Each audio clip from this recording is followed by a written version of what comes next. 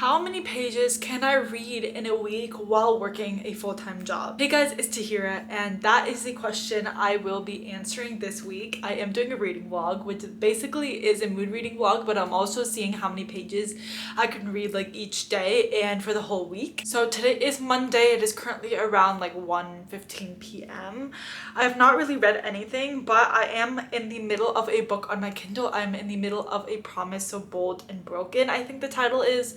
I swear to God, these fantasy titles are literally becoming the same and I just can't differentiate between them. But I am on page 208 of this book, so just about almost halfway through the book. So I will be starting from the number 208 whenever I count how many pages I'm reading for the day. And I don't know exactly what my TBR is going to be. Like I said, it is kind of mood reading, but I did just film my 10 before the end video, which probably came out before this, so I will be picking from that list because that is kind of my priority TBR for the end of the year. Yeah, pretty simple concept. Like I said, today's Monday, so I'll be doing Monday, Tuesday, Wednesday, Thursday, Friday because I do leave for a trip on Saturday. So I'll just be doing kind of like the work week. And when I say full-time job, I don't mean that my full-time job is being a book influencer, because that is the dream for me, but unfortunately I do work a job. So yeah, I will be working most of the day, and I wish I was an audiobook girly, but I'm not, just not. Like, audiobooks just don't work for me, so it's not like I'm reading during the work, like while I'm working.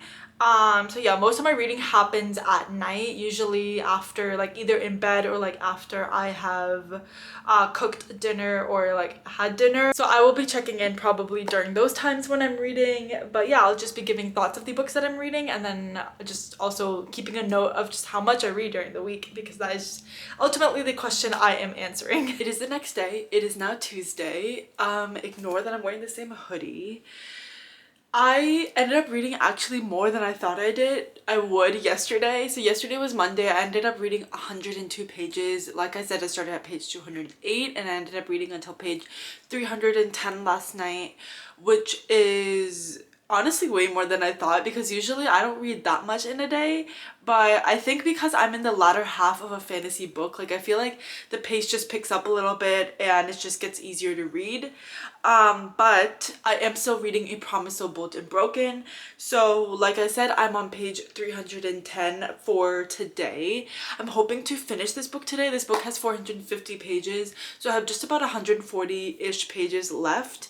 And I also have reading sprints tonight for Rachel's Patreon, so I'm probably gonna do those as well. So I'm hoping to get more reading. I think with that I'll get more reading done than I normally would. So yeah, the goal today is to finish my book, and then we can start picking our next book, which is an exciting thing. Also intimidating because all the books that I want to get to before the end of the year are all like super big, thick, dense fantasy books. So I have my work cut out for me, but I'm still really excited. So yeah, let's make today a good reading day. If the angle is different, it's because it's a little while later, but I completely forgot to tell you guys like my kind of thoughts about what this book is. So it is a little bit hard to talk about this book because it is a sequel. The first book is A Tongue So Sweet and Deadly, which is a super hyped like fantasy romance book that I've been seeing, and a lot of people have really enjoyed it, so I decided to pick this series up. And I don't know what prompted me to pick up the second book so quickly, because usually when I read the first book of a series, it takes me so long to continue in it, to the point where like it just takes so long that I forget what's happened in the first book, like little details. But this one I picked up like almost pretty much right away, because the ending of the first book just really wanted to make me pick up and continue the story. But with this book, I feel like I'm not really invested in what's going on. Like, the plot of the first book is really interesting to me. It follows our girl Alessia, who is a half fae, half human, and these are like really inferior people in her society, so a lot of people would like look down on her. She has this bond to this king who is basically evil, and he uses his bond to make her do stuff. So he orders her to infiltrate the elections, like the human elections, and find a way to get elected. That is the plot of the first book. I was super interested in it. I liked the characters, I was invested in the story, and I had overall, like, it wasn't an amazing book or anything, but overall I had like an enjoyable time reading it. With this one, I just feel like we haven't really gone anywhere. Like, it feels like I'm not really invested. It feels like I'm just reading the story to read it, and I'm not really like it's not like I'm not enjoying it. So like I'm having a fine enough time reading it, but it's not really keeping my attention like the first book was. I think one of the biggest reasons is that in this book there's a lot of talking about, like, discussions about what's next. Like after the end, without getting into spoilers, after the end of the first book we leave at a certain point, and then in a lot of this book is kind of like the main character talking with this group of people around her and kind of figuring out what the next steps are for her and kind of starting the initial steps for that plan. I am, like I said, around 300 pages in, which is about 67% of the way through, so just about 2/3 of the way. And honestly, like, nothing plot-wise really has happened. Obviously, like, I anticipate that in the second half of this book, or like the rest of this book, that there will be stuff happening. But so far, I feel like the pacing is just pretty slow and it's just a lot more talking about doing things rather than doing them. It's kind of falling into like the second book slump, and I'm sure that it's kind of setting up for what the third book and the rest of the series will follow. But so far it's just okay. It's probably like, honestly, a 3-star read. The other one I think was like 3.5. Honestly, this might even be below 3 stars just because like it's fine, but I don't know. It's just, I find myself like losing attention a lot and just my mind wandering on reading it, which is not really a great sign. So yeah, those are my thoughts so far, and hopefully I will continue to like it more. But as of now, I feel like I'm just pushing a little bit to finish it rather than actually like wanting to pick this book up out of like interest. Happy Wednesday. So yesterday was Tuesday and I started on page 310 of my book, A Promise of Wood and Broken, and I ended up actually finishing the book. So the whole book is 450 pages. So in total yesterday I ended up reading 140 pages, which is great. Again, I'm honestly reading more than I normally have been like recently, and I don't know if it's because of this video that I'm motivated to read more, if it's just me in the reading mood, but I have been wanting to read more as well. But for a review of A Promise of Wood and Broken, I ended up giving this book 2.5 stars. I feel like definitely the pacing picked up in the second half, and then specifically like the last third of the book, which it always does because it is a fantasy book, and I like kind of where the plot was headed. I feel like some things were a little bit cheap, and I feel like a lot of the things that we left, the way things left in book 1, just kind of reverted in book 2. I feel like we could have kept some of the stuff that we had going on. I feel like it would have made things a little bit more interesting. And I just don't know like how some of the things were resolved, especially with like the love triangle. I feel like I'm being so cryptic right now because this is the second book, so I don't want to spoil anything. And again, a lot of the things are the same. Like the plot, although it was more engaging, just overall in the book it just didn't keep me engaged. And although it was a fine read, I feel like I just wasn't really invested in what was going on. Like, because a lot of it is just talking about doing things, and I feel like we're talking about such high stakes that can impact basically the entire world, but because we're narrowing down the scope of what we're doing, which is basically just talking about what we're gonna do, we don't really feel the stakes as much. And the last thing is that the writing just felt a little bit clunky and repetitive at times. There were some phrases that I just could not like go past, and I noticed it every time they were used, and they were used quite a bit. And it was when a character was angry, they would either be snapping their teeth, flashing their teeth, baring their teeth. There is a school bus outside, but something to do with their teeth, and I don't know, I couldn't even imagine it. Like every time it would take me out of the story because I was like, what does it even mean to bare your teeth or flash your teeth? And honestly, it was kind of a detriment because every time it came up I noticed it. So yeah, that did kind of hinder my reading experience a little bit. But now I am done with this book. It is Wednesday, like I said, so it is time to pick a new book. I just uploaded my 10 before the end today actually, and that is kind of my end of year TBR for the books that I want to prioritize. So the rest of the year I will be picking books from that because I still want some control because I am a mood reader, but I still have like a list of books that I want to pick from. So from that book there's a lot of really big fantasy. I feel like I just read a few fantasy books, and I was originally thinking reading a novel love story because that is a contemporary that is on my list, and it is just around 360 pages, and I feel like it could be a quick read, but I don't know if I'm actually in the mood for this right now. But honestly, the book of my heart right now that I actually do want to read is up here, and that is Binding 13. Hold on, let me get it. Anyways, Binding 13 by Chloe Walsh. This is a super hyped series that I've been hearing a lot about, and it is pretty big. It's honestly 600 plus pages, and that is really big, especially for a contemporary book. But I've heard just like amazing things, and honestly I'm kind of gravitating towards this, so I think Binding 13 is going to be my next read, and I will start this probably later today. Like I said, I read usually during the evening times. I'm really excited about this one. I've just heard so many hyped things, which I'm a little bit scared of, because I feel like hyped books usually like flop for me because I have such high expectations. And I'm not saying the quality of books has gone down, but it's just that a lot of the more accessible books are the ones that get more popularity, and they might not be the best complexually or writing wise. That is unrelated to this discussion. All of this to say, I'm reading Binding 13.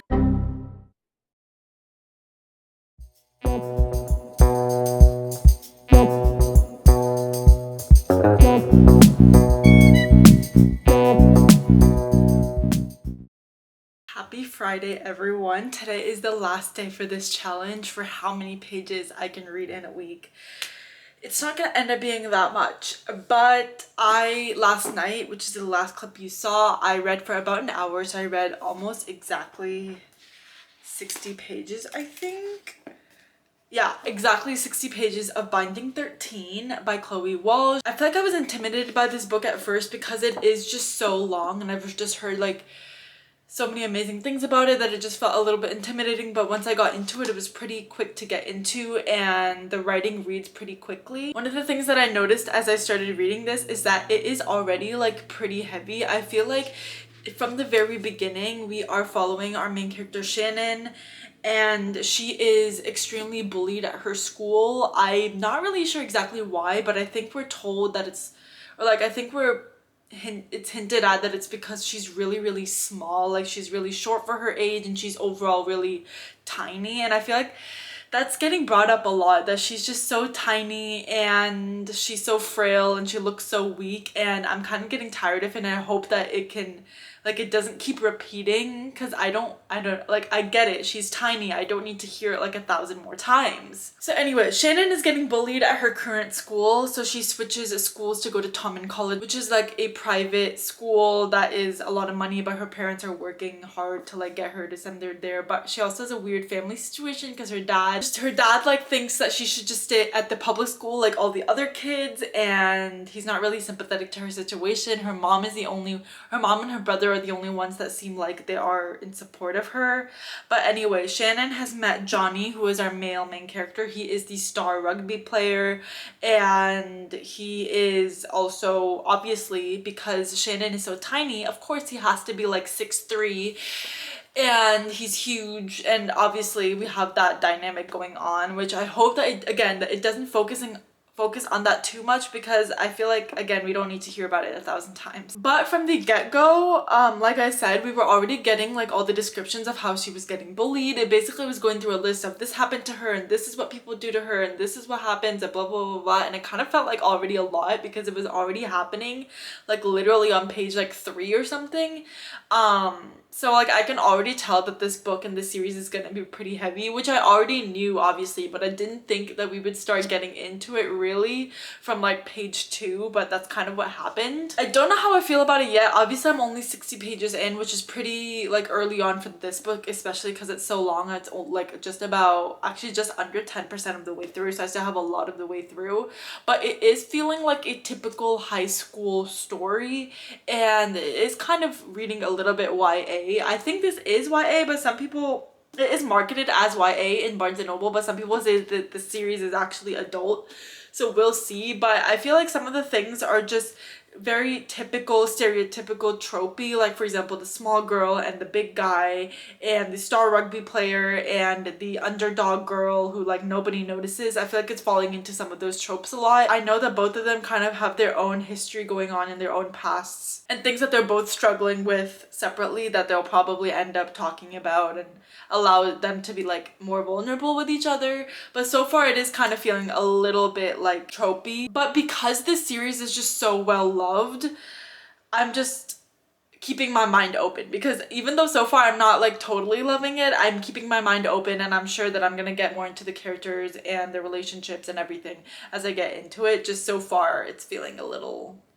typical. Anyway, yeah, today's Friday. It's the last day of this challenge. I will try to read more of this. I do have to pack later tonight because I have a flight literally tomorrow, but I'm hoping to get a lot of this read on the flight as well, because it is about like 5 hours, so I feel like that's a good chunk of time to get some reading in. Let's see how much of this I get through today. It is Friday night and I'm reading Binding 13, and I'm legitimately wondering if part of the charm of this book is that it's a little cringe at times. Like the way Johnny's acting is a little bit cringe because he is very clearly like used to getting what he wants because he is the top of his game in his sport at his school, and he's gonna go pro. Like that's kind of the league that he's in for rugby, and just paired with him having a little bit of a temper, and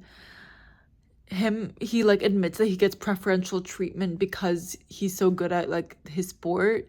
And I don't know, it's just, I don't know what this book is right now.